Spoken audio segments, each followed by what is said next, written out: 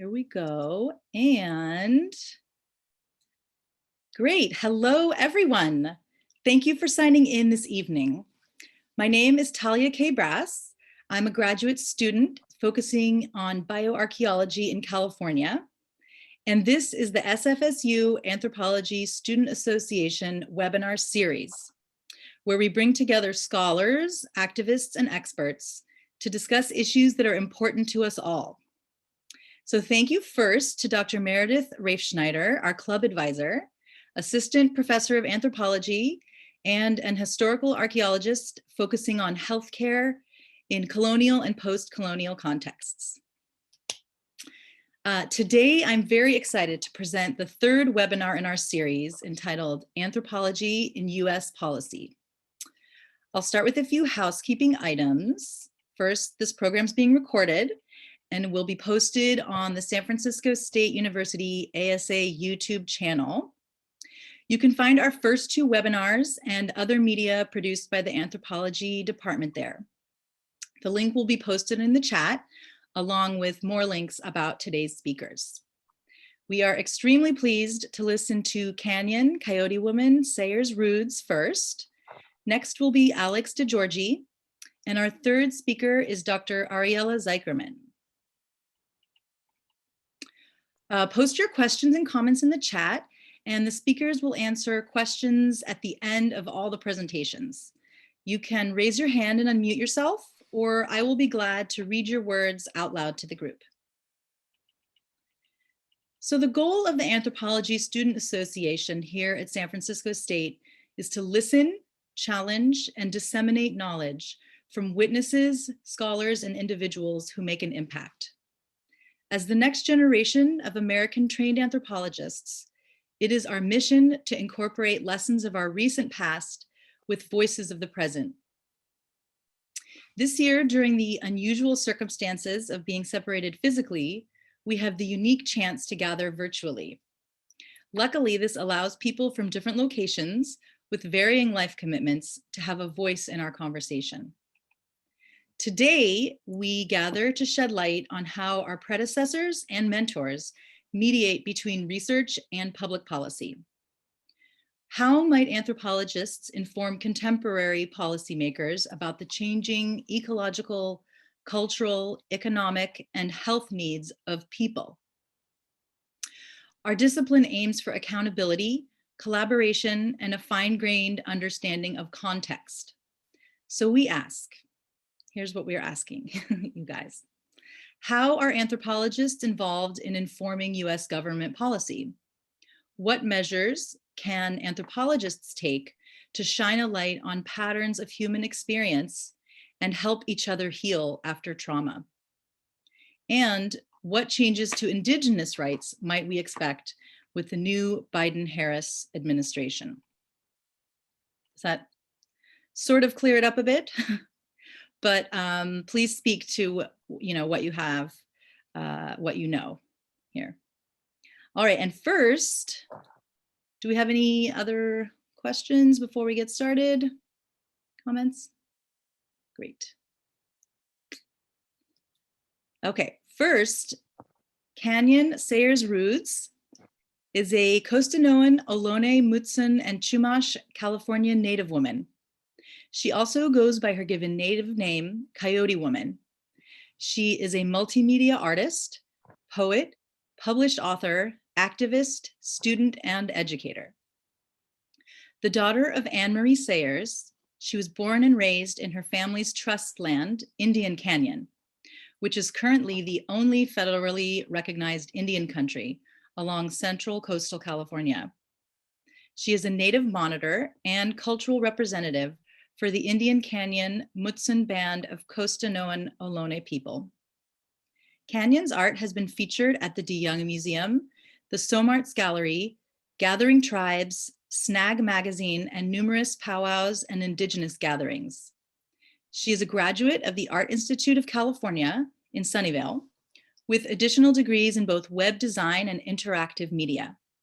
She is the founder of the Indian Kanyon Two-Spirit Society and founder and CEO of Kanyon Consulting, where she advocates for truth in history, decolonizing conversations, re-indigenization, permaculture, and TEK. As a Native representative and consultant, she promotes honoring the past to shape the future. Thank you so much for joining us today. Kanyon, take it away. Mishmin Tuhis, good day. Kanrakat Kanyon CoyoteWoman, pronouns is she, they, coyote. I'm ambiguous, it's A-okay. I won't get upset about any form of misgendering. I use that privilege to actually signal to different circles of community around cultural competency and cultural sensitivity. I parallel honoring pronouns. Like today, we take these considerate steps of recognizing someone's pronoun, like, may I ask how you identify? And how diverse that is and was from, I don't know, when the Spaniards came to California, they did not acknowledge or seek an opportunity to say, may we ask how you identify? They just kind of went, costaños, costaños. And Costanoan became a word. And so when it comes to my experience in these conversations, I remember not knowing a lot, but knowing a lot, because I would always have to interface saying, I'm not an academic. However, I have these lived experiences. I may not be able to understand or keep up with the jargon or articulate myself in a clean, politically civil fashion. And I have come to learn and recognize how problematic that is. Civility politics silences Black and Brown community members.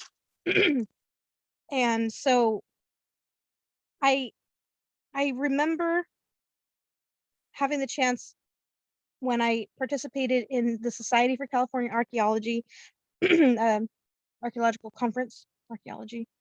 Sorry, acronyms and dyslexia do not go well together. When acknowledging a lot of Milliken's work, and I spoke up a lot, and I was lucky to have community members within these systems, i.e. archaeologists, open doors for me. I voiced that there are times that Indigenous culture bearers and monitors are not given opportunity to learn about these systems, such as when I, as a Native monitor, am on a job site and our cultural resources are taken back to be studied. And then there's a policy of where it goes. And only unless I fight tooth and nail will my community have access to our ancestral cultural resources. Yes, if it's ancestral remains, oh, then all of a sudden there's rules and regulation and considerations. But I was lucky to have community members on the inside, so to speak. Community members who heard my concerns and who advocated for opportunities. And so in that, I started learning more about like the mitigation processes.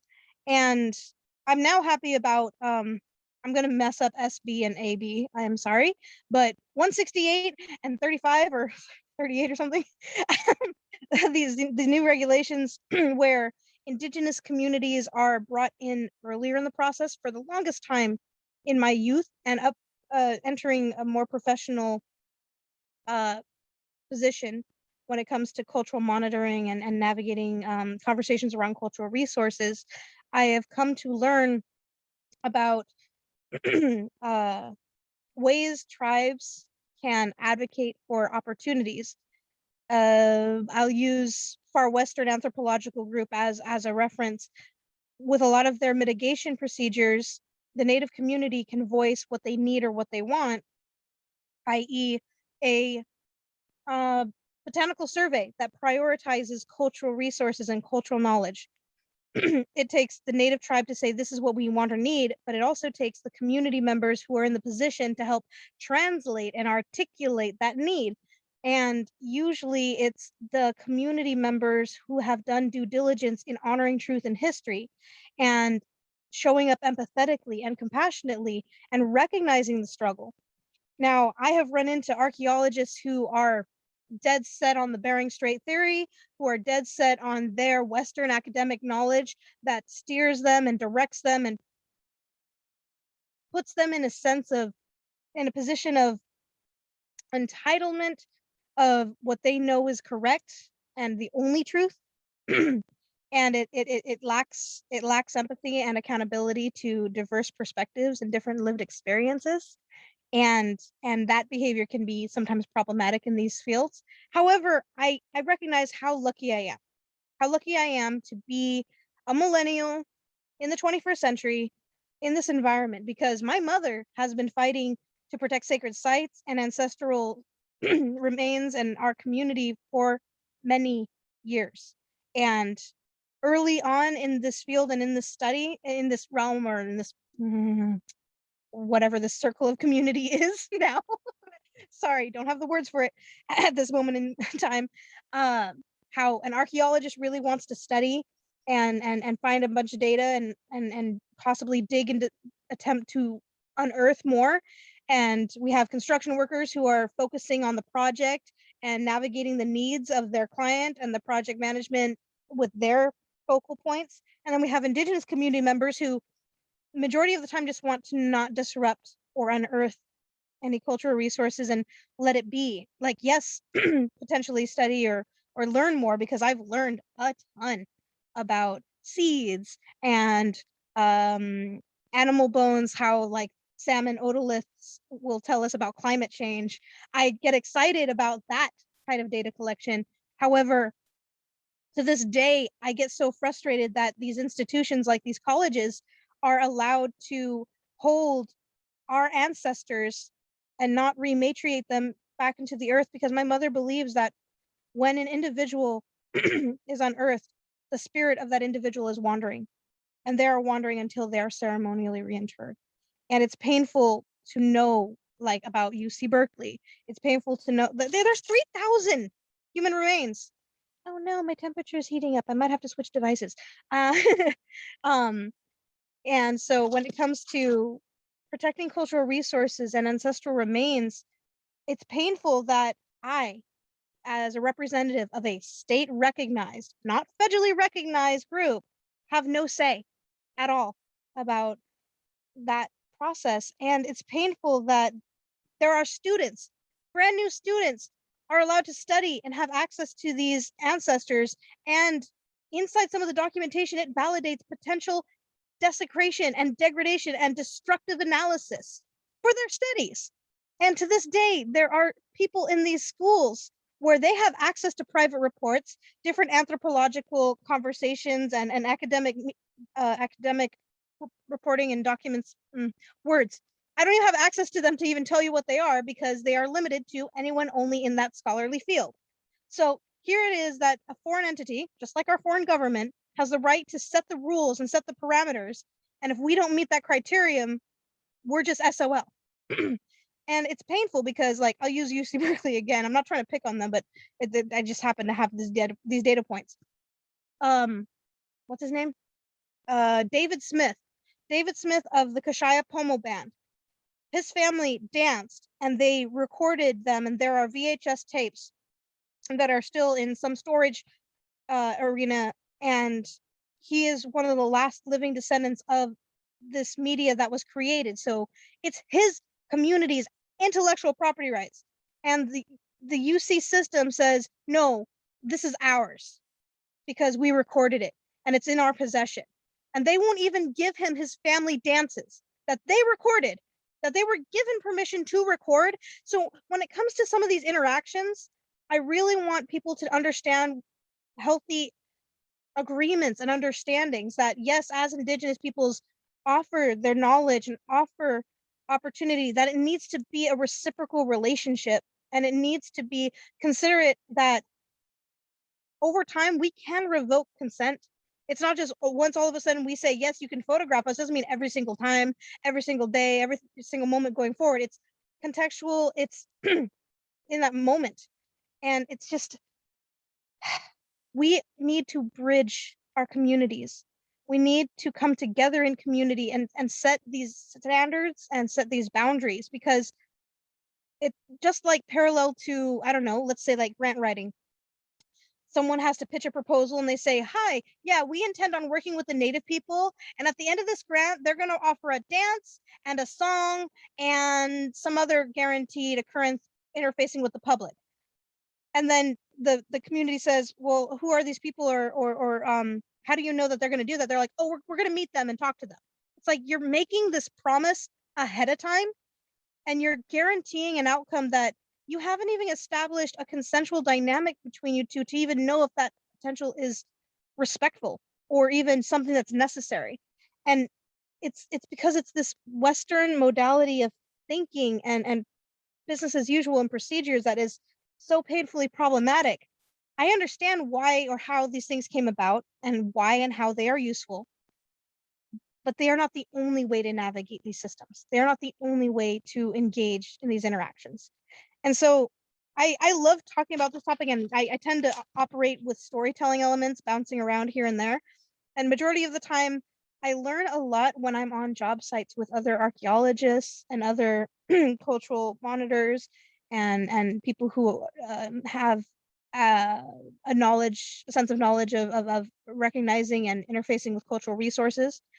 And I'm blessed to have that opportunity to interface with them. And I do believe that more community should, because that's a form of culture sharing. And it's a full circle. Like, I'm offering insight to those who are in the field as well, and they are offering insight and perspective to me. And I recognize that through my experiences, through being exposed to these academics and teachers and mentors and peers and community members, that I have grown stronger and I have been healing. When I was younger, when I was a teenager, I used to say, white people this and white people that. And then I realized, I'm like, well, technically it's not white people, it's not colorism, and it's not classism. It's the Western settler colonial mindset. All of our communities are deeply impacted by colonization. And we're all impacted by colonization. And yes, we benefit. Like, technology right in front of me right now, I would not have it had colonization not occurred. My bloodline would not exist because I am a mixed being. However, also to that, we need to honor truth in history so we don't replicate some of the mistakes of the past. We need to honor the wisdom of our elders and our ancestors before us, and then also honor the painful, atrocious crimes against humanity, the crimes against nature, and the environmental racism that has transpired, and talk about these layered nuances of history, of how we got to be where we are right now. Because I'm trying to find a way to navigate the legal system of having tribal consultation with all of these projects to try and interface with a lot of these applicants who want to develop on our ancestral homeland. How are they educating the public? Because if our schools are barely doing it, and various institutions that supposedly interface with the public and claim that they are educating the public and the next generation, or they care about the environment, but the people who are on native land, let me phrase it this way. If you are a person that interfaces with the public as an educator, or someone who cares about and impacts the environment, or governing agency, or something of your decision impacts a community, and you do not know the history of the land that you are on, 50 plus years, 150 plus years, 250 plus years, 535 plus years. Do you really know about the history of the land? So when you're coming to the table, are you truly informed about how your actions and decisions can go forward? Because to me, if you do not know these things, you're coming to the table underinformed. And to me, when it comes to considering how your actions and words impact not only your family, your community, your environment, the next 7 generations, if you don't know these histories, are you really coming to the table prepared to recognize that impact? And I think I'm close to my marker of time, so I would love to have conversations with people ongoing. I could rant and ramble about this and have fun, and I love articulate conversations of discourse and legitimate arguments, not criticizing and saying rude names like "you're dumb." So glad to be here. Great. Yeah, and so honest. Kanyon, it sounds like you want to first make sure government sets rules that are fair, and then more importantly, that the institutions follow through with keeping the rules and rematriating pieces of cultural identity. So face the past, interface with living communities. And I get this mental image of going forward in concentric circles of storytelling, sort of generation to And generation. culturally competent and culturally sensitive approaches, meaning we have to recognize that there are different narratives and perspectives that can be shared. Native peoples are teachers here and can share perspectives in all of our bioregions and watersheds. Empower, include, connect. Right. Thank you. Okay, we'll have questions at the end. Next, I'm going to introduce Alex DeGeorgey. He is the principal investigator for Alta Archaeological Consulting in Santa Rosa, California. He has completed cultural resource management projects in both the public and private sector for over 20 years. He directs large-scale field studies on both historic and prehistoric eras. Alex devotes time to mentoring his staff at Alta, in addition to managing high-profile archaeological investigations. I attended his fascinating presentation at the 2021 Virtual Society for California Archaeology Conference last month. He described a long-term field ecology project using faunal remains as commodities, and it's in collaboration with the legendary and late grandfather of California zooarchaeology, Dr. Dwight Simons.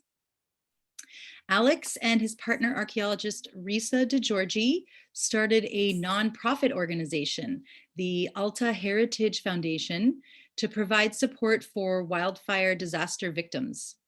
They use applied archaeology techniques in support of humanitarian efforts, historic preservation, and to address climate change impacts. Thank you, Alex, so much for joining us today. And Thanks, Talia.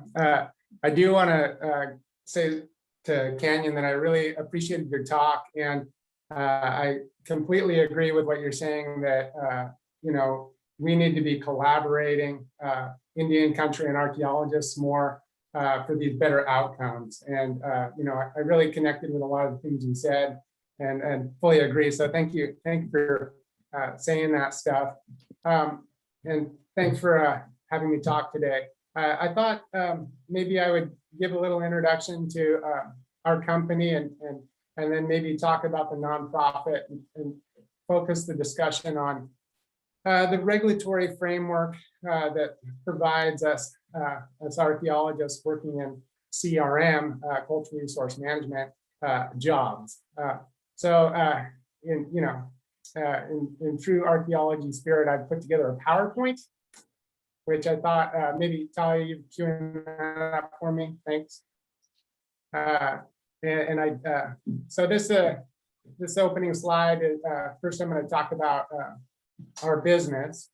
So my wife and I, Risa, up in the upper right corner there, started a consulting business about a decade ago, and so consulting archaeology is done under the two main laws. There's the federal law, the National Historic Preservation Act, specifically Section 106.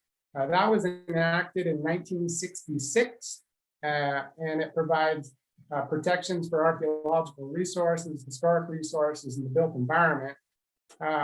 And that law comes into play anytime there's a project on federal lands, if there's a federal permit involved, or if there's any federal funding to support the project. Projects that don't have any of those three triggers, Section 106 of the National Historic Preservation Act does not apply. The other law that we're working under in California very often is the California Environmental Quality Act, CEQA, which was written after the National Historic Preservation Act, and a lot of the language regarding historic preservation mirrors the federal law. CEQA is a state law, so those projects that fall out of the federal nexus are often caught in the state nexus. And so that triggers us having to do archaeology, cultural resources compliance, to ensure that resources aren't damaged. If the project will have an adverse effect, that those effects are mitigated through doing archaeology. And so, in essence, we do a few basic tasks. We do archaeological survey. Kind of that central photo is us conducting a recent survey of Tole Lake for Sonoma County Regional Parks. We did a 3,600 acre inventory of the entire park. Construction monitoring is a common task that we complete as consulting archaeologists. In the bottom left frame, we've got an excavator that's peeling back a shell midden deposit that was previously disturbed at the turn of the century. This is in Richmond, and we're working closely with the Garibay family. Ramona Garibay and her son TJ are there with archaeologists. We're stripping back the disturbed deposit and exposing a massive prehistoric village there. In the bottom right, that's working out for state parks on Angel Island at the immigration station. We did a large excavation there. That site dated back almost 3,000 years. Remarkable archaeology there. And we also do test excavations. That photo in the upper frame is us testing the site in Potter Valley in northern Mendocino County. So this consulting archaeology, professional archaeology is triggered through these regulatory frameworks, and that creates a job for us to do, keeps us real busy. We have a small mom and pop consulting firm, and kind of, we got into this originally because, we're interested in archaeology, and we like the study of archaeology, and I was on a fine arts path in college until I found archaeology because I wanted to do something more practical. Well, it turns out it was, right? So, we formed a business around this thing, and now we've got about a dozen staff going full time, and we're doing projects up and down the state in Southern Oregon, and it's a lot of fun. Perhaps the missing element in cultural resource management is that a lot of it is technical reporting that doesn't turn into archaeology per se as much as it is management.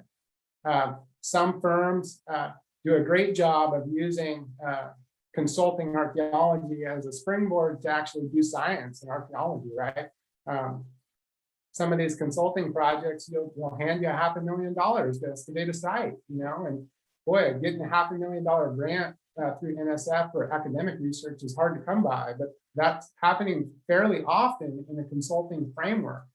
And if you do it right, it's a huge opportunity to be able to do good work, right? So that's where we're at with our company. We try to use archaeology as a springboard, this consulting archaeology as a springboard to be able to do some research.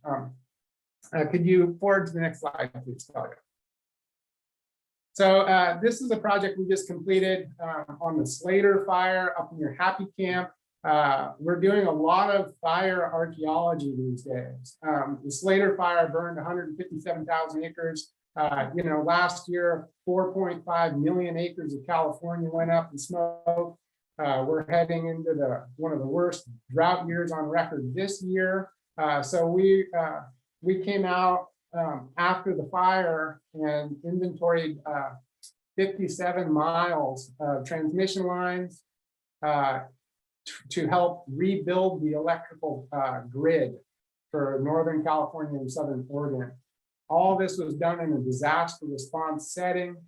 And here's a picture of an archaeological site. That was a fairly massive mining complex we recorded. So that's a typical map you would create for documenting an archaeological site. So that's a kind of a project that we're working on. Maybe the next slide. So we're also using ground penetrating radar on projects. This was a project on the Mendocino coast near Albion Head, where it was a minor development. The landowner wants to put a house on his property. I went out and did a standard survey and did a historic map review. And in the bottom left, this is a 1870s coast survey map. These are remarkable data points. The entire California coast is mapped in incredible detail. in the late 19th century. Every little rock and contour line was drawn, and they had identified in this map a couple of graves on this knoll on this man's property. Well, the gravestones were no longer there, we wanted to make sure that they wouldn't get adversely affected by this project. So we brought my friend Scott Byram out. He's a GPR expert, and we ran the GPR, and we got some deflections, as you can see in this slice map on the right.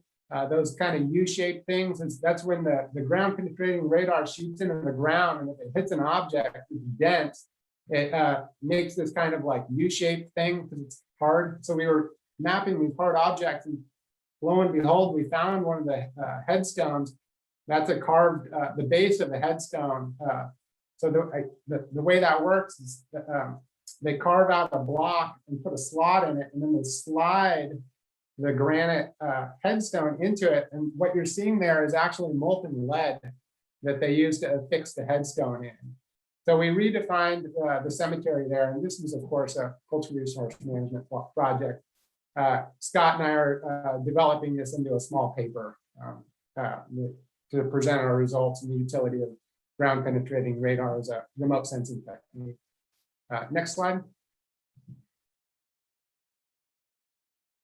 So here's Scott again, and this is actually the site failure that I did the paper on, the Steege Mound in Richmond. The Steege Mound was a fairly massive mound, well known for over 100 years by archaeologists. And in 2008, they were doing a project to do a grade separation where they were making a road go under a railroad. So it required like excavating 200,000 yards of sediments.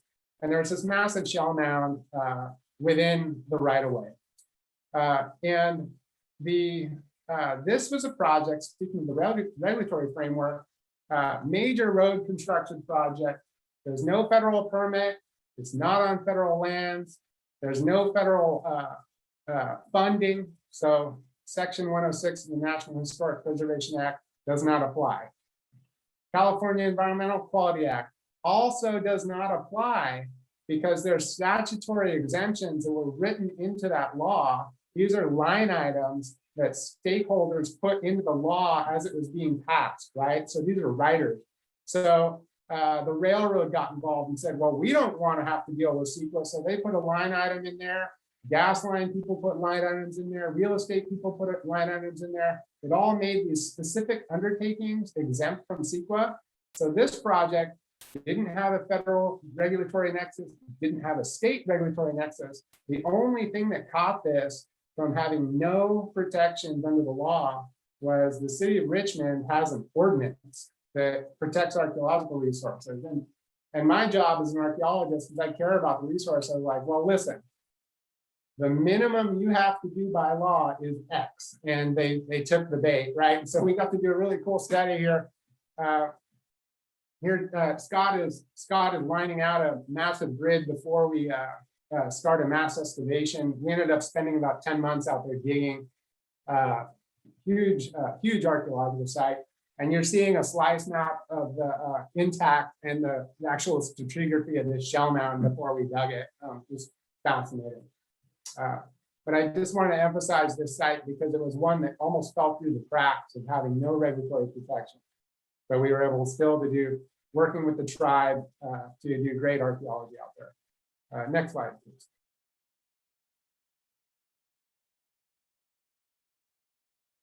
So here we've started the excavation, and this is a house floor that we're exposing that was observed in the ground penetrating radar. And so we knew what to expect. The radar gave us kind of a roadmap. We oriented the trenches parallel the grid. So the soil profile is exposed in our trenches near the GPR results. And you can see these rock clusters. Those are small rock hearths. The floor in the left, you can see the frame, the shell midden below it. And there's actually a prepared lens of clay that they brought in to build that floor. Really interesting. This is one of the few house floors that's been documented in the shell mound in the Bay Area. Next slide, please. But you can, in a cultural resource management context, you can still do good archaeology. Like I said, we were out there for a long time. There's a lot of us. We dug over 200,000 pounds of dirt by hand and screened it all, and wrote a fairly sizable report. This project turned into a couple of theses, parts of dissertations, half a dozen published articles, as well as a big old technical document that people can refer to. Next slide, please. So I'm trying to give you local examples. We're also working on the bus rapid transit project down Venice Avenue. So that's that big nasty project that's been going on for like 2 years in San Francisco. Well, I'm the archaeology of record for that one. I'm sorry. They're tearing up the entire street for 2.5 miles through the heart of San Francisco, removing all existing utilities down to 16 feet. So we found some archaeology, as you can imagine. What I'm showing here in this slide to the left is a photograph from the top of I think it's the Masons building there at Market and South Van Ness, showing what it looked like in 1929 before South Van Ness Avenue was extended south. The Van Ness Avenue is the dead end at Market Street. They extended it south, right? So we knew that what to expect would be some historic archaeology down there. And so we've been digging into the streets of South Van Ness for quite some time, pulling up historic archaeology. Next slide, please. And what we've come across is a series of trash deposits these are really interesting. We've got earthquake debris, and then post-earthquake debris. And we've been able to affiliate some of these deposits with specific individuals that lived on the block. So I'm in the process of writing this report. It's going to be fairly massive, but really neat archaeology. We've dove into census records and voter records and directories and tried to reconstruct the demographic neighborhood signature. And one of the things that's really interesting about this is we're looking at a pre-disaster and post-disaster chronology, right? So, what was the community like before this disaster and what was it like after? I saw that, thanks, 2 minutes. I'm seeing a similar thing happening now with wildfires. So I better speed up. Next slide, please. So this was a GIS-based model for identifying prehistoric sites in San Francisco. Next slide. I want to get to my nonprofit slide. It's kind of, there we go. So we started a nonprofit following the fires, the Tubbs fire in 2017. After a disaster like that, a lot of people's impulses, they want to help. We're archaeologists. This is how we can help. So we started excavating, helping people find the ashes of family members who were kept in the home, but were lost after the fire, right? So and here we are, some volunteers recovering the ashes of, that's actually 4 individuals there that were kept in the liquor cabinet. They called it the spirit cabinet. We've, since 2017, we've worked in 20 wildfire disaster areas from Oregon all the way to Southern California. We've excavated over 300 sites, 300 homes, and recovered hundreds of sets of remains. And we're getting ready for this fire season coming up. The nonprofit also is working with the Defense POW MIA Accounting Agency. That's a mouthful. You can say DPAA. They are a branch of an agency within the Department of Defense that looks for missing service personnel from various conflicts worldwide. This summer, I'm running 2 missions in Poland. We're digging a B-17 crash site and a B-24 site, looking for missing servicemen who died and their remains were never found. we're using archaeological methods to recover those things, and then the goal is to give it back to the family to provide solace. So the nonprofit is structured around providing service to these needs that don't currently have a regulatory framework to trigger this work. Nobody is compulsed to actually help these people recover their family members. But I'll tell you, when you go to somebody's burned down house and recover their daughter, there's nothing like it to help them heal through that process. So it's important work we're doing. And I hope that maybe someday there will be a regulatory trigger. I've met with senators and sent letters to congressmen and stuff that to try to get traction on this thing. But it's the long play for helping fire victims. So I know I ran through it pretty fast, but I just wanted to give you an idea of the consulting side of our business and the non-profit side of things, and the breadth of archaeology that's being done out here in Northern California. Thanks. Yeah, I kind of just cut it off. There's a series more slides of the disaster stuff. What else do we have back there? Recovering server remains. I should have mentioned that we work closely with canine forensic teams to help identify the ashes within the remains. This is our DPA work, looking for servicemen throughout the world. There's 72,000 missing Americans worldwide that we're working to recover, various groups. Next slide.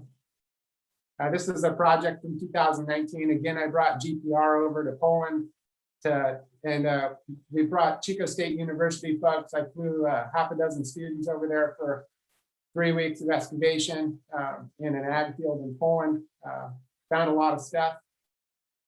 Next slide. Maybe that's it. All right, we made it.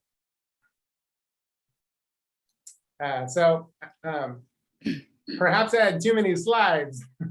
No, it's good. It's good to have the pictures to go with the what you're explaining.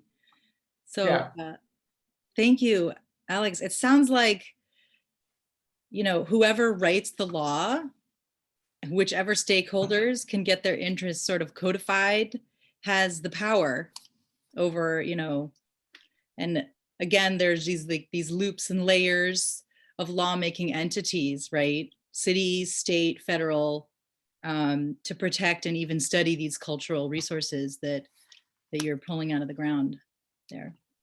Yeah, it's true. I want to emphasize that knowing the laws is critically important to be able to do this kind of work. Kanyon, I'm sure you can testify to that. Sometimes as archaeologists, I'm really familiar with the laws that facilitate the work, and I try to work closely with tribal folks to get from, like you were saying, Kanyon, that you want a botanical survey because that's important. I can translate your needs into the law and help make that happen, right? So archaeologists and tribal folks need to work closely together. Knowing the law is a powerful thing.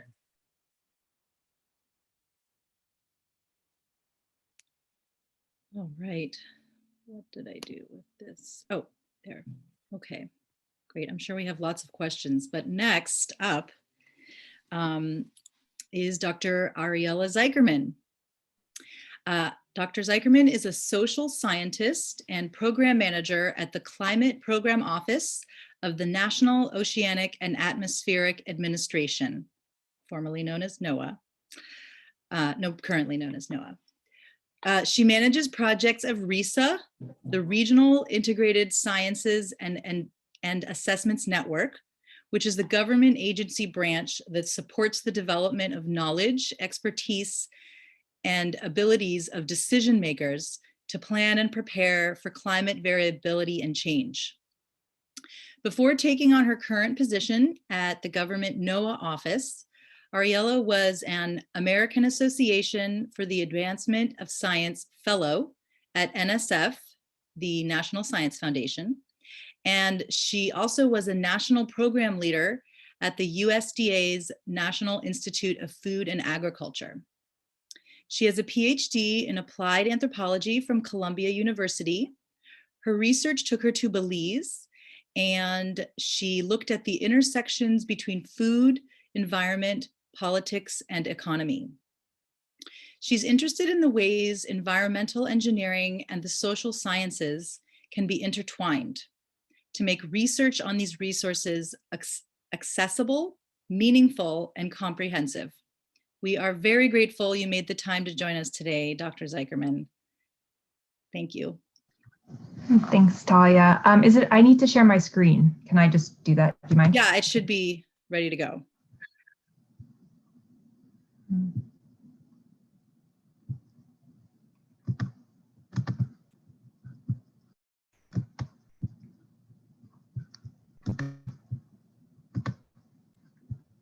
Can you see it? Yes, perfect. Thanks. So hi, thank you so much for inviting me.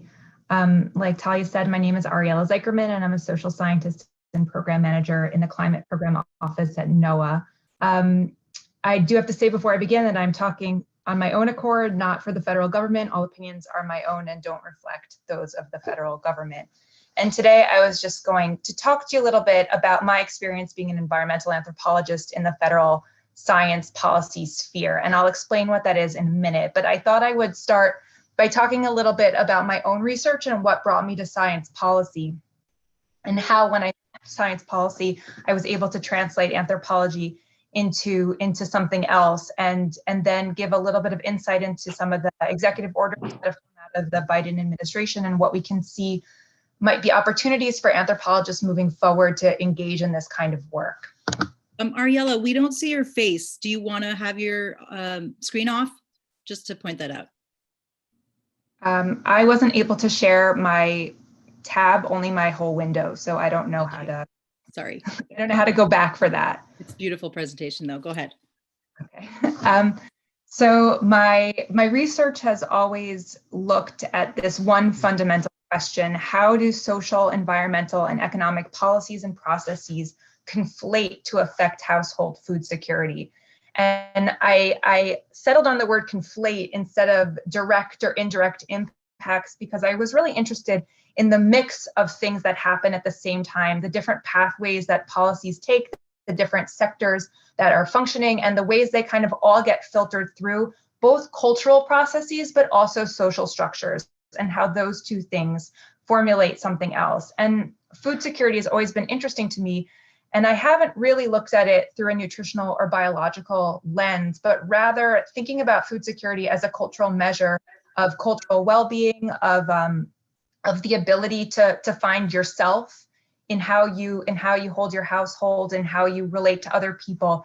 And I've been interested in how this kind of mess of politics trickles down into that space. The picture on the screen is a picture of Pachamama, the Mother Earth, and this is by the artist Roberto Mamami, who is an Aymara artist. And the picture is important. My work is actually in Bolivia, not in Belize, and my work took place when I was doing research as an anthropologist during Evo Morales's presidency, and he was the first Indigenous president. And when he was in power, he really embraced an Indigenous philosophy of buen vivir, which built upon multiple Indigenous feelings of the good life and relationships with Earth from across Latin America. And it was a really a decolonizing philosophy. It is a decolonizing philosophy. It's still very much in action. And in Bolivia, this idea of buen vivir really played out in three particular ways. The first way was in the renaming of the country from the Republic of Bolivia to the plurinational state of Bolivia, which acknowledged the 32 indigenous groups that live and have lands in Bolivia and speak their own languages. The second was the law of Mother Earth, which gave Mother Earth rights for survival.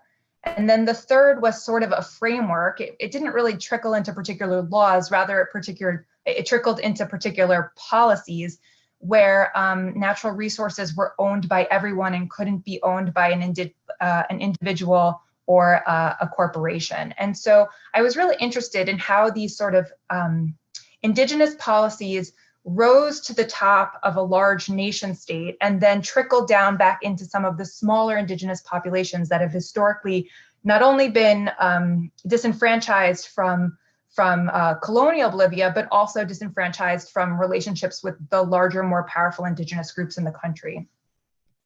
So my work took place in Beni, Bolivia, which is in the lowlands in the Amazon rainforest. And I looked specifically at the relationship between subsistence agriculture, market economies, and cooking among the Chimani Indians. And here's a picture of two brothers selling their plantains on the road on the way to town. And I was really interested in how a group of people who had traditionally been subsistence agriculturalists were turning to market economies that by all measures were kind of exploitative of the natural environment, looking at logging and ranching, and also turning pretty heavily to cash cropping and away from small scale gardening. And I'll get to the cooking part in the middle in the meantime, but the question was really, when you make these changes, how do you see yourself culturally? How do you maintain your sense of cultural identity? How do you remain Chimani when the land that you are familiar with, that you hold dear, that you are the steward of, you need to switch in order to survive? And it's not so simple to say they're practicing something that's exploitative. It's much more complex than that. After centuries of dispossession from their land, from the presence of people who came and logged with no sense of conservation, with no honor or dignity for the people who lived there, who were violent in many ways and took not only the logs, but the biodiversity that came with the forest and really contributed to deforestation, and who are also these are people who also want to engage in the economy, and they would like televisions and they want soccer balls and all the things that everybody else wants. How do you sort of rectify your vision of the future and of financial well-being with a history of dispossession in the place that you live and stewardship towards the land? And so it's this very complex dynamic of moving towards a market economy and how that maybe mixes with the cultural identity of subsistence agriculture. And I turned to cooking as a place where the two things meet, because in the kitchen, you could find that through cooking, people are able to maintain particular, sorry, the dog is barking, my husband's shushing, and I'm not sure if it's me. So let me just take a minute. It's not me. Okay, continue.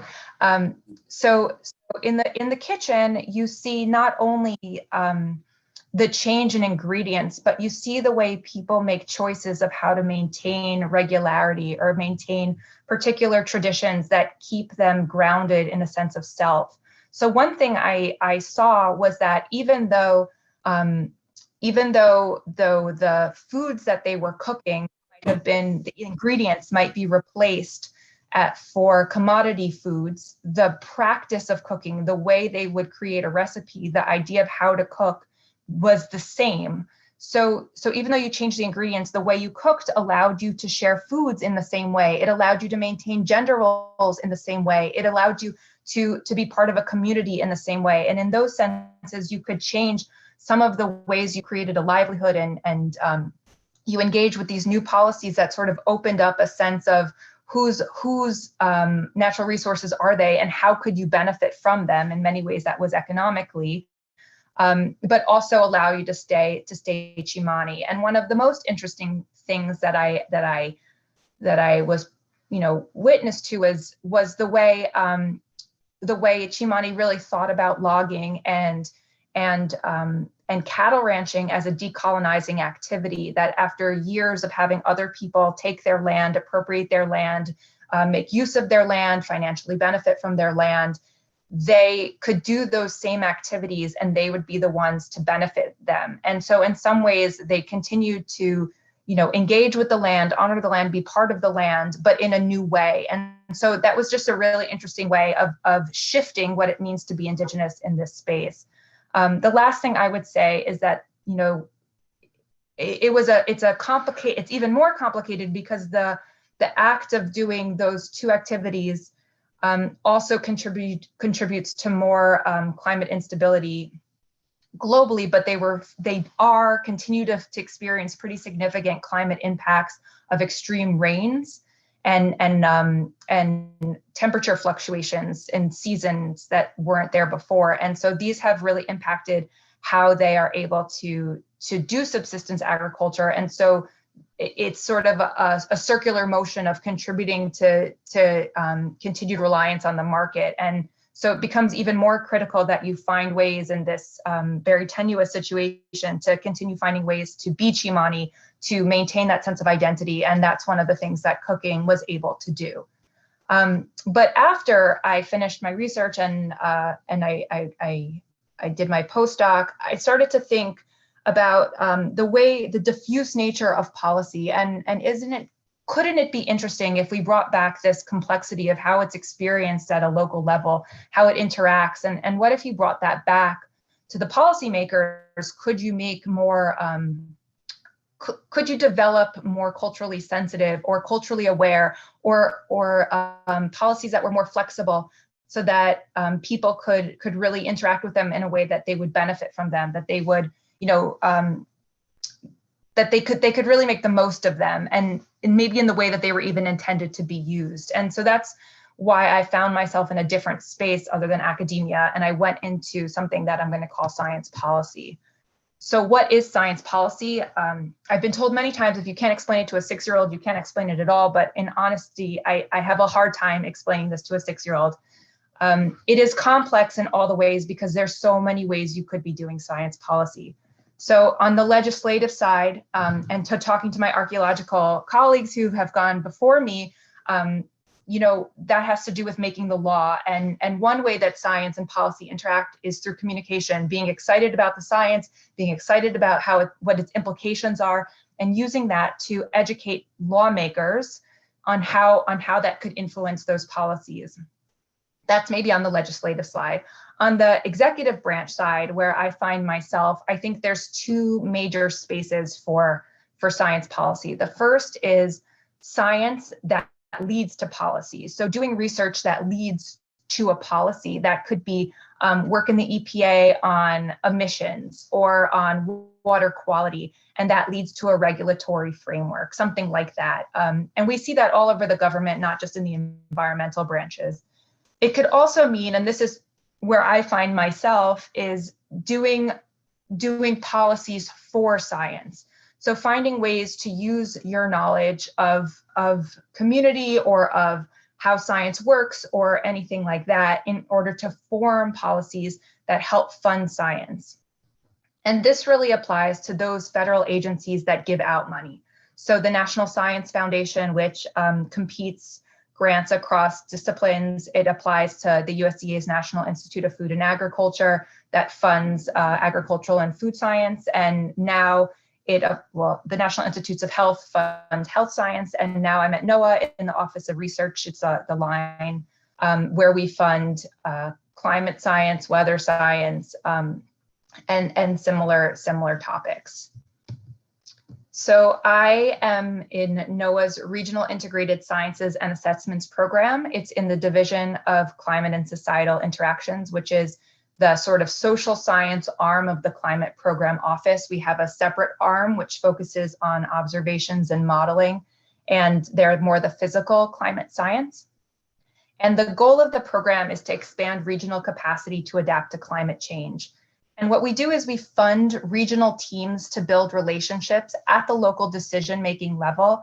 And then the researchers and the decision makers collaborate on adapting to climate change. And they can do that in a number of ways. It can be in developing new technologies. It could be assessments of climate outlooks, thinking about what is likely to come in the next couple of years, thinking about what are the best ways to ensure security, to reduce risk, to reduce the cost of both damages, but also the cost of further adaptation, and really to think into the future about how to create a region that's climate resilient. And central to the mission is regional relevance and local expertise. So we fund interdisciplinary teams from people who live in that space and take value in living in that space. And so their job is to make sure that the research, the science research, is relevant to that space. So downscaling national climate models or global climate models, thinking about water and how it moves through the space, thinking about drought in that space, thinking about fire in that space. It is interdisciplinary in all the senses, and we fund these, we call it an integrated scientific approach because many of the scientists we work in no longer identify disciplinarily. They have many disciplines on their plates, and that's really interesting coming from an anthropological background. That it's a real challenge and says a lot to the researchers who work in this network about how they have opened their eyes and their methodological tool belts to engage with other scientists. But we fund many interdisciplinary programs, but increasingly we are also concentrating on some social scientific programs that look at the science of adaptation and the science of implementation. What are those factors, those policies, those pathways to ensure that an adaptation plan is actually implementable, that it actually can make measurable change over the long term, that it's inclusive. How do we know those things? And those are inherently social science questions, though not necessarily disciplinarily specific. We support knowledge to action partnerships. It's applied research in the truest sense. There is no research that we do, that we support, that doesn't have a particular purpose and a particular space for application in that region or to be scaled up nationally. And as a whole, we're creating a national network of resilience researchers and adaptation science specialists so that there is a national workforce of people who are prepared to do this work. And it's not just the scientists who are doing the work, it's the decision makers, the hazard mitigation planners, the city planners, the resilience planners, the people who are working through their local communities to make sure that this work happens, and then allowing that work to really expand and include more and more people. This is a map of our teams. There are 11 teams currently, and we have 2 areas where we're expanding. Those are in the Caribbean and the Southeast. I just wanted to show a map. I know, well, anthropologists like maps, it makes it easier to understand.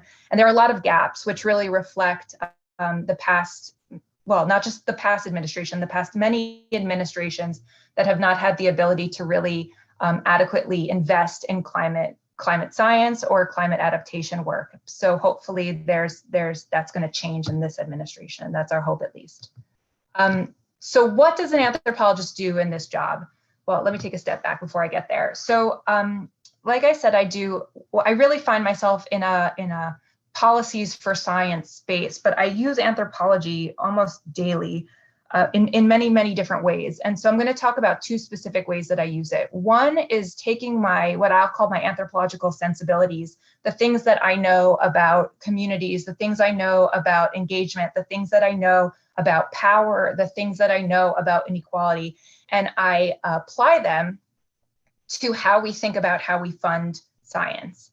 The second thing I do is I try to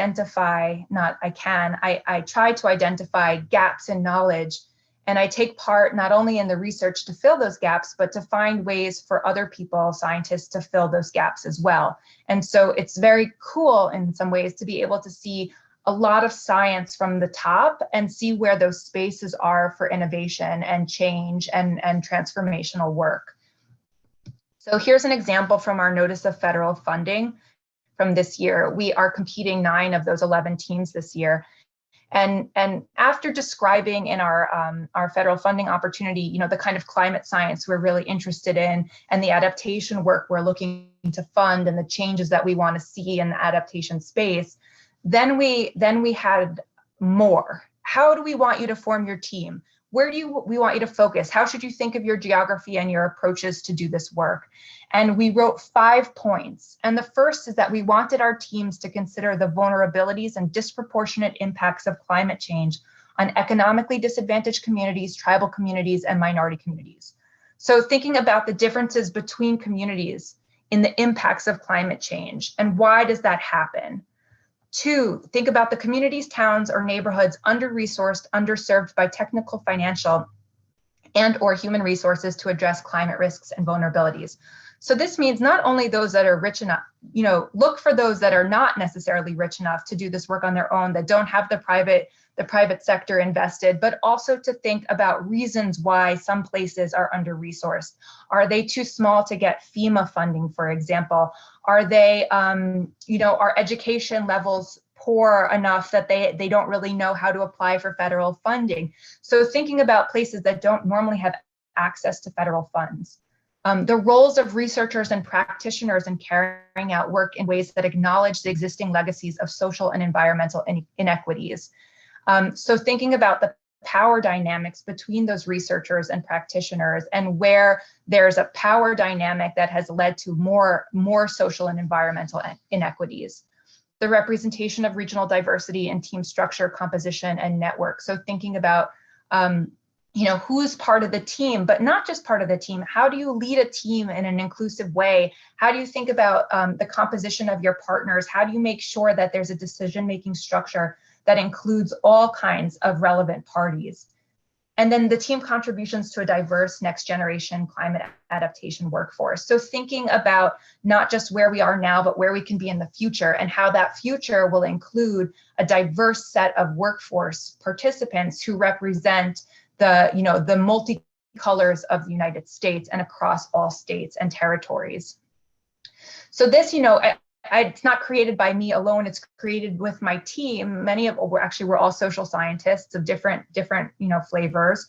But when we wrote this, we wrote it taking our knowledge of social structure, of cultural difference, of inequality, of colonialism, of all of the things that we know as anthropologists that we have learned from our colleagues and from our research, and from conversations just like this one, and tried to change what kind of science is done and how it can move forward in a more progressive way. And the other thing I want to say about this work is that we did this in the last administration, and I think in this administration, we will have a little bit more flexibility to push this language further with the lawyers. So we're very proud of it now, but I think that we can do better the next round. On the other hand, on my research, my research line, anthropologists can identify where the gaps are. And I have been working on a project with a colleague at NIST, the National Institute of Standards and Technology, on a project on small and medium business disruption and resilience in the context of complex climate events. So complex climate events can mean a lot of things. In this case, it refers to either cascading events. So when one climate event turns into the next one. So when heat turns into drought, or fire turns into smoke. It could also mean compounding events, when one event happens after the next, after the next, after the next. And you guys are unfortunately very familiar with complex climate events. You've been through many fires, you know about smoke and air quality, and those are all sort of definitions of that. But we're also interested in how this came together with COVID-19. So how did those places that are already vulnerable to climate events, big climate events, then weather the storm of COVID-19? And we focused on small and medium businesses because was a national level project, and it was clear, at least at the beginning of the pandemic, that small and medium businesses were taking the largest hit in the national economy, and that they were an indicator of community well-being because they employed so many people that relied on them for income, but also goods and services. So we concentrated on them. And this is a portfolio of work. It includes a national level longitudinal survey. We're in round 2 of the national survey, and the third portion is going to be qualitative and do mental modeling. It's very exciting. And it's also a portfolio of regionally based projects that look at more qualitatively, look at the intersection between disasters, the natural disasters and COVID-19, the social stressors that pre-exist the disaster that change how the disaster is felt. So rural versus urban structures, the crumbling infrastructure versus really solid infrastructure. And that's something very particular to California, at least. Especially with housing, the owner and consumer diversity of those businesses, the geography of economic well-being in the space, nonprofit versus profit, et cetera. And then we also looked at what are the adaptation opportunities for those businesses. And not necessarily thinking about the usual things like engineering, or on the coast, thinking of floodgates or sand dunes or wetlands, or the kinds of things that work on sea level rise or flooding, but rather thinking about the social adaptation spaces. So does social networks help you adapt? Does past implementation of projects let you adapt? Access to funds, opportunities to learn about resilience, your history with disasters, are there sector specific things that you learned about? And what we found is that there were some adaptation methods or resilience methods for small and medium businesses from natural disasters that really applied to COVID-19, that allowed small and medium businesses to do a little bit better in the long run. And those involved really sort of generic business maintenance, like having a rainy day fund or having access to cloud-based services or something like that. But we also found that there was a huge disparity between owner diversity. So minority business owners recovered and had recovered more slowly than other business owners. They had less access to funds. And so that talks about it, that's a policy issue, access to funds and social stressors that are there that make someone more vulnerable than someone else. And we also saw that if you had already been impacted by a disaster ahead of COVID-19, then you were less likely to bounce back so quickly. So you could bounce back, but your recovery period, it would be much longer. And so these are really important things when we think about, disenfranchisement, but also inequalities between different groups of people. And once you identify them, then hopefully the policies to address these issues can be made more specific to those particular issues. So my work right now is really impacted by two executive orders. The first one is the executive order on tackling the climate crisis at home and abroad. And this is just a paragraph I took from the executive order, but I just want to point out that it mentions a lot of things, but it increases resilience to the impacts of climate change, protects public health, conserves our lands, waters, and biodiversity, and delivers environmental justice and spurs well-paying union jobs and economic growth.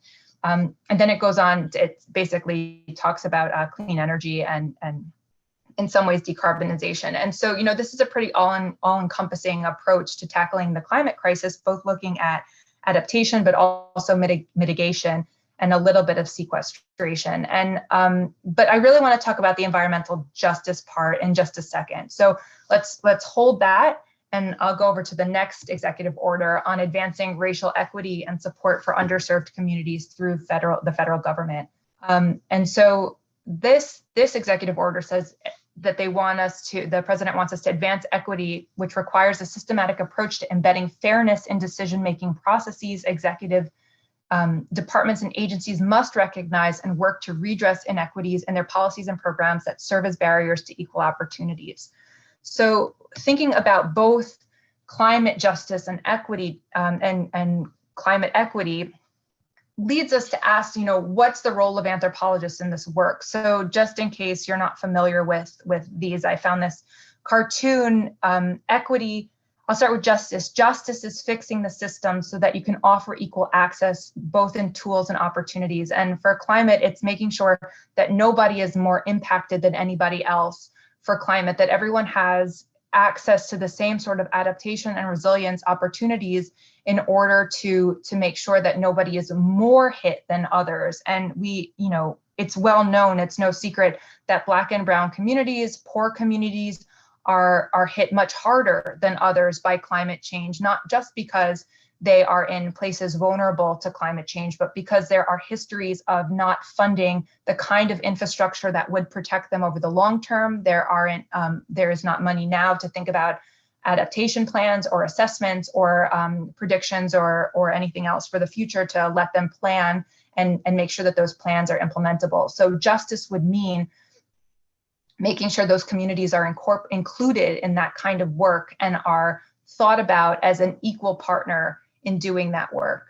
Equity on the slide, that's such a, it makes it so clear, you know, the differences between the pictures, the difference between equity and justice for people young and old too, to understand the concept.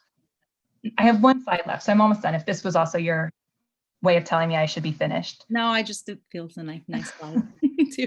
Okay, and so equity means making sure that those tools that we use to do justice are not just a one size fits all, but that rather they fit those communities, they respect those communities, their culture, but also they acknowledge histories of oppression, histories of injustice, in order to make sure that they meet the needs of those communities. That you can't just come in from a top-down approach and say, this is how you're going to adapt to climate change, this is what you're going to do, but rather to co-produce, to work with them, to engage with them, to find a solution that fits their needs. So this is really what's formulating the future of climate work, especially the social aspects of climate work into the future. And I am pretty sure that this isn't just in climate, this is everywhere. I think all agencies of the government have to really address these two concepts and move forward on them in some way. So what's next, and where are the spaces for anthropologists in this work? So this is 100% my opinion of what's happening next. So, we'll see if it happens. I think there'll be an opportunity for fundamental social systems research for understanding and identifying climate vulnerability and inequities between communities, to really take the time and do the initial research. I think for too long, social scientists, especially in government, have been relegated to the communication side, to say the natural scientist says, we have the best science, we know what's going to happen in the future, you just have to communicate it.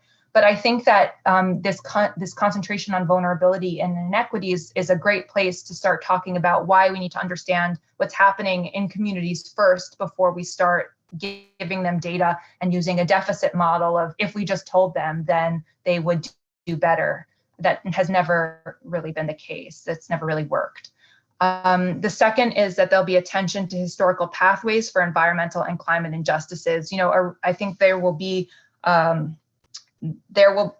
lot of discussion of how people became vulnerable to climate, and what were those pathways, what were those policies, what were those social structures that led to that happening, and how can we fix them? I think there'll be a lot of opportunities for co-creating community relevant opportunities for climate adaptation. A popular word is co-production. If you haven't heard it, it's an interesting space to look at. It has its own sort of issues, but it's not so different from participatory action research, which is the anthropological space. But other people are taking it up now and working in different spaces. But engagement is really the big space. Identification of socially oriented co-benefits of technical innovations and understanding their social implications. So if you're going to de-fossil fuel something, what are going to be the co-benefits of doing that for that space? Are there opportunities for conservation? Are there opportunities for recreation? But also, what are the social implications if you decarbon a space that is a fossil fuel producer? What happens to that economy? And really thinking about what we've learned from past inequities and past ways that communities have become vulnerable, and then thinking about when we make these big changes, what are the next set of vulnerabilities that we're going to be looking at, maybe in different populations, and how can we prevent them from the start? And then also thinking about indicators and metrics for measuring socially relevant outcomes and outputs related to climate resilience. The administration has only been in place for a couple of months, and I can't tell you how many times they have asked, how do you know when a community is vulnerable, and how do you know that you're actually making a difference? And these are very, very difficult questions to answer, especially when they want a quantitative measure. But I think anthropologists have a really strong approach to talking about how we can describe vulnerability in a way that is not just necessarily about economics or income levels, but rather talking about histories of oppression, the inability to access funds or resources, and senses of place that are not supported. And so I think it will be really interesting going forward to see what we're able to put forward as measurements and if those are accepted into the federal sphere. So that's it for me.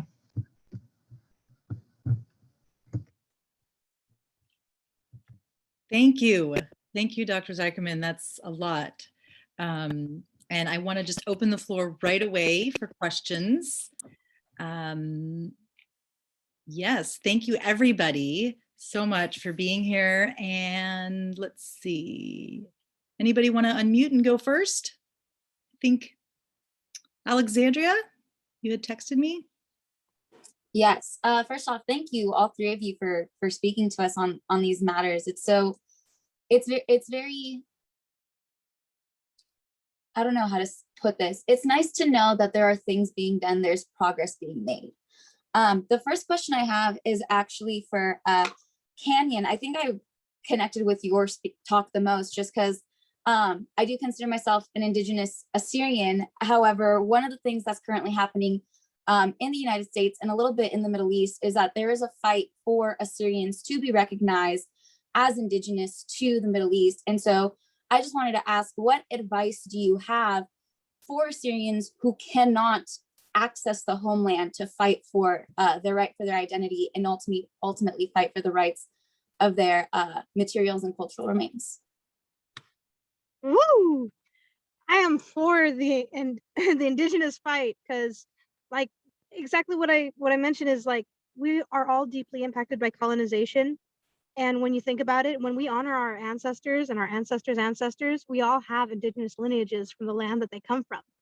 And so when it comes to fighting for our sovereignty and fighting for our right to validate our existence, it also comes with responsibility to be accountable, like where we are now. So I would say along that fight, because I would venture to say it's a multifaceted approach, because I don't know about the various elements of the timeline of history. I'm less familiar. I do recommend that when you do honor truth and history, how it is you came to be with where you are at as a consideration to voice, well, one, sovereignty as well as solidarity. Because if we're going to speak about acknowledging Indigenous truths and Indigenous histories, if we have a non-Indigenous nation trying to stake claim of its sovereignty on homelands that it's not itself, it's it's a layer of pain that I get flustered with history over here, as in California was Mexico for a short window of time. And when people are really, really proud to identify with that Mexican heritage, and I'm sitting here like, what language do you speak? And they might say Spanish. I'm like, where's Spain?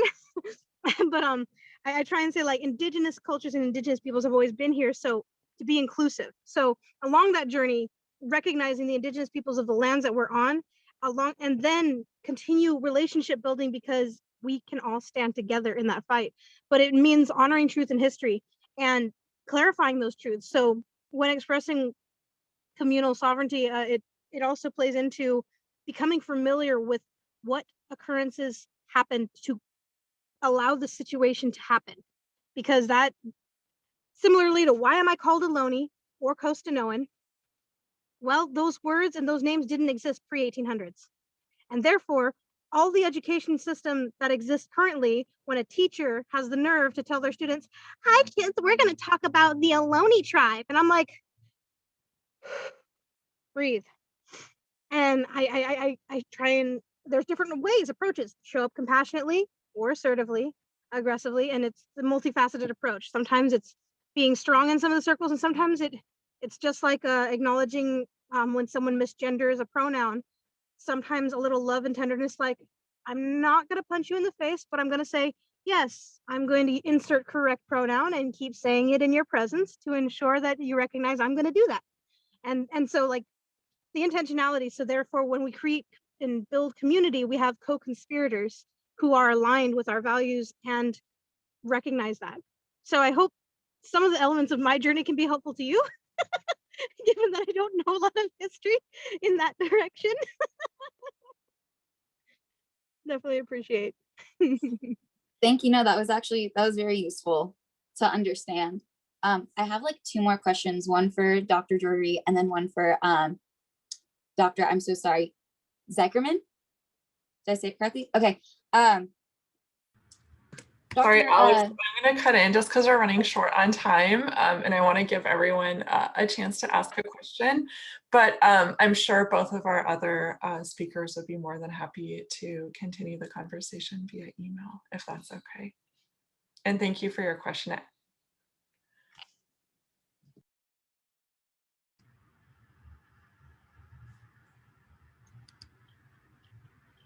Oh, I see a hand raised. Who is that? Me. I had a question for Dr. Zycherman. Effectively what you're talking about on the ground is place-based work. So what kind of, in both directions, what kind of cultural competency is developed from both directions? Not only from the community that's being interrogated, if you will, but also from the practitioners, and how far up the hierarchy does that go? So the teams work amongst themselves. It doesn't always trickle back to us in terms of competencies that we can implement on a national level.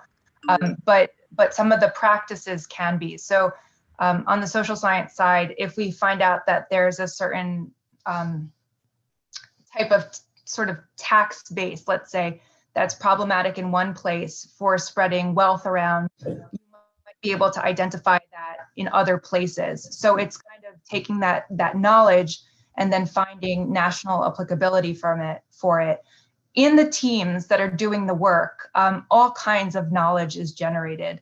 So when they work with communities, they work from the community level sometimes with people who live there, residents, and then sometimes they work with decision makers, so elected officials, sometimes somebody who is in the mayor's office, in the planning office, or in the climate resilience office or something like that. They might work with some of the local engineering firms, they might work with the utilities, but they're trying to create a space where all of those people can talk together. And what's been really interesting about the process is how they develop these engagement techniques, which are very unique in themselves. They're really unfamiliar to me from my learned experience as an academic. They're all new, and they're processes to elicit information, to create space for flexibility. So if you're not expecting the outcome from the community partners and what they're worried about, you have to find the space to incorporate that into the plan and the assessment work. So that really is different than just doing research. It's finding ways to think about solutions that from the beginning incorporate the concerns and the needs of the community members. And so that, the communities are varied. It's not all, some are urban, some are rural, some are tribal, some are Latinx. There's, sometimes they're sector specific, like farm workers. There's a bunch of projects working with farm workers and heat and health and air quality in California. And, talking with them about what their concerns are and then coming up with adaptation plans with that information in mind. Thank you. So I want to be mindful of the time that we said we were going to wrap up. It is now 7:30. And I know for Dr. Zycherman, it's very late at night where you are.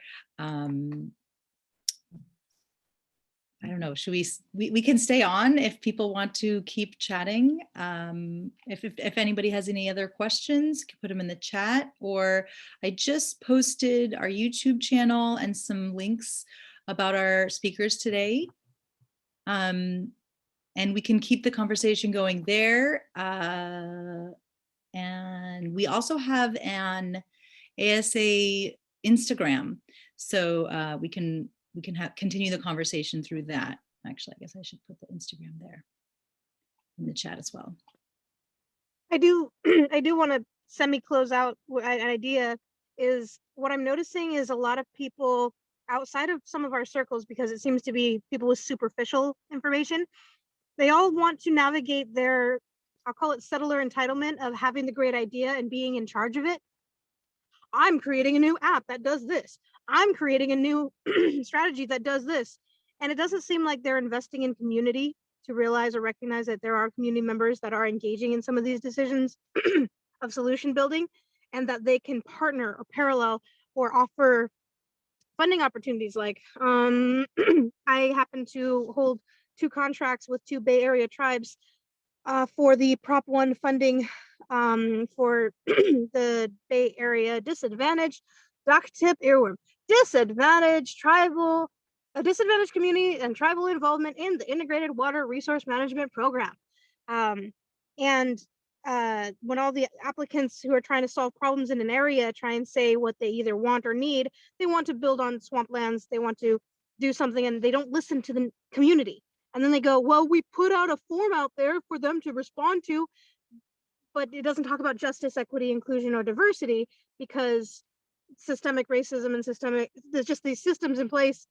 Communities are engaging on survival mode, and they can't even hear about or know about these things that are impacting their neighborhoods. So finally, there is some funding. Finally, there is some effort to include, but the people who are claiming they want to offer solutions are operating in silos. So I highly recommend that people try and encourage their other communities to invest more in research of finding out if communities are doing things, because I'm seeing all these silos and I'm sitting here like, did you know that these communities are working with? So I just wanted to offer that insight. Thank you for talking it up always, Kanyon, too. And please visit her sites here. I love how willing you all were to share your time.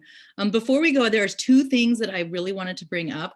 One is an old 2005 paper, Toward an Anthropology of Public Policy, quoted, it was in the Annals of American Academy of Political and Social Science, quoting the abstract, in a rapidly changing world, anthropologists' empirical and ethnographic methods can show how policies actively create new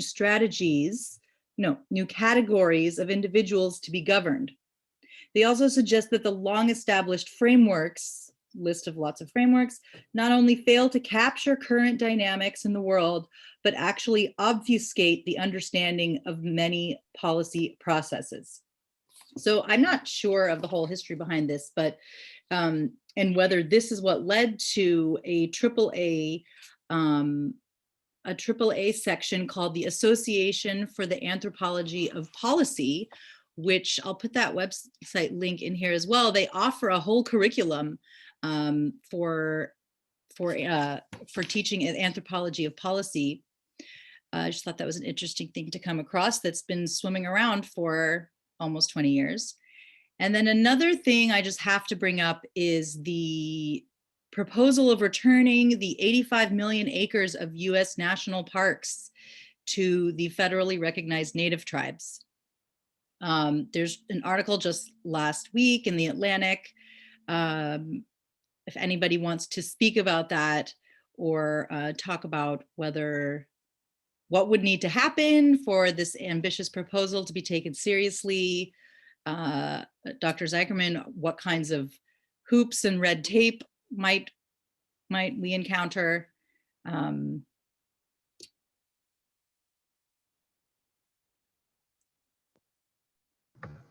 That's out of my depth. I don't even begin to know how Congress would deal with that. I would be curious to hear from Kanyon if she knows what that is, and if you think something's going to come from it. So there was something called Return California that started, and I heard their efforts and recognized that they needed to do a lot of introspective cultural competency trainings. And so I cannot be sure if these 2 are associated because I have not seen the link of that article that is being referenced, but I do know I'm involved in a conversation about returning California, and it's of federal lands, but it's to Native peoples, and how state recognized peoples need to be included in that, because just validating federally recognized tribes, just because they jump through hoops to validate who they are to a foreign governing structure, to a foreign governing system, which is problematic. I don't like the idea of meeting the criterion of invaders. And so the conversation with Return California was around returning federal lands, because there already isn't people living on them, so to speak. It's not cities. And so returning native land is really important. And to me, it would have to be around location based. So the native peoples of the territories have the right to discuss and maintain and strategize. And of course, given that we have the history that we do, there will be capacity struggles. But to me, just because it doesn't look like we're ready on the outside, doesn't mean it shouldn't happen. So it might be confusing, it might be hard, it might be, there will be stumblings, there will be mishaps, but if anything, we all learn from these occurrences. The same way that we learn how to be better people and better communicators is through experiences. We don't come out just being like, I'm going to practice at home, and then show up and be the best. So when it comes to this idea, I'm for it. I haven't read the article, so I will have to review it to double confirm how I feel about how it's written. However, when it comes to the idea of giving land back and allowing Indigenous peoples to reconnect and be the original stewards as their ancestors and communities have always traditionally been, only good can come of it. Yes, we're humans, and yes, we will stumble. But fundamentally, in the long run, only good will come of it, because that is restoring a sacred relationship and a sacred obligation. And we all can come together in community to do that. So I support the idea, and I will learn from this article when I read it. Okay, well, the link is in the chat, and Excellent. that seems like a beautiful way to wrap up our conversation. It went by so quickly because so interesting, but thank you all so much for being here, and have a good evening. Thank you for hosting us. Thanks, Talia. Thank you. Thank you, Talia. Thank you, guys. Stop the recording. How do I do that? There we go.